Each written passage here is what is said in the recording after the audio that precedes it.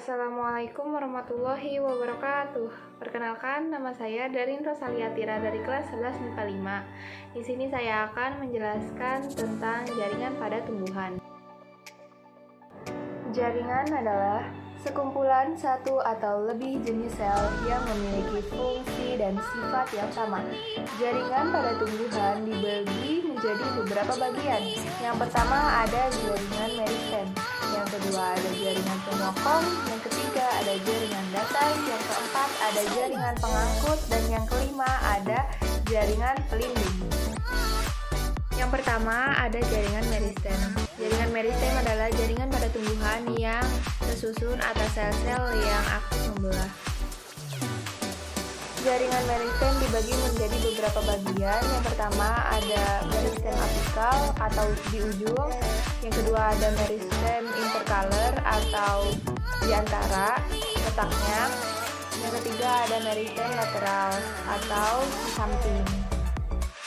Berikut gambaran jaringan meristem.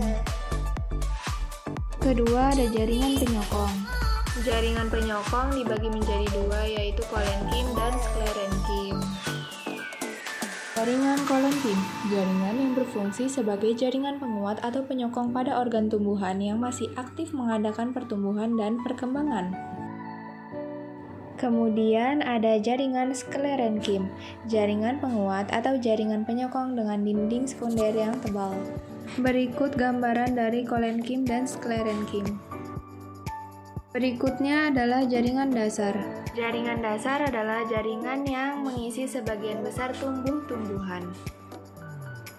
Ciri-ciri jaringan dasar: yang pertama, biasanya sel masih hidup. Yang kedua, terdapat ruang antar sel.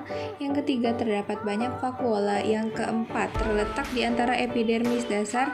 Dan yang kelima, adanya jaringan pengangkut, yaitu xilem dan floem.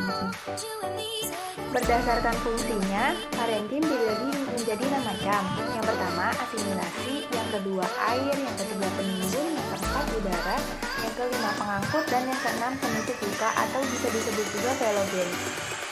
Berikut gambaran untuk jaringan dasar. Kemudian selanjutnya ada jaringan pengangkut, yaitu disebut juga pembuluh dan berfungsi utama sebagai saluran utama transportasi zat-zat hara yang diperlukan dalam proses vital tumbuhan. Jaringan pengangkut terdiri dari xilem dan floem. Xilem berfungsi untuk mengangkut air dan garam mineral, sementara floem berfungsi untuk mengangkut hasil fotosintesis. Berikut gambaran untuk xilem dan floem. Yang terakhir ada jaringan pelindung, yaitu jaringan yang tersusun dari lapisan sel-sel yang menutupi permukaan organ tumbuhan seperti akar, batang, daun, bunga, buah, dan biji. Kemudian ini gambaran untuk jaringan pelindung. Sekian dari saya.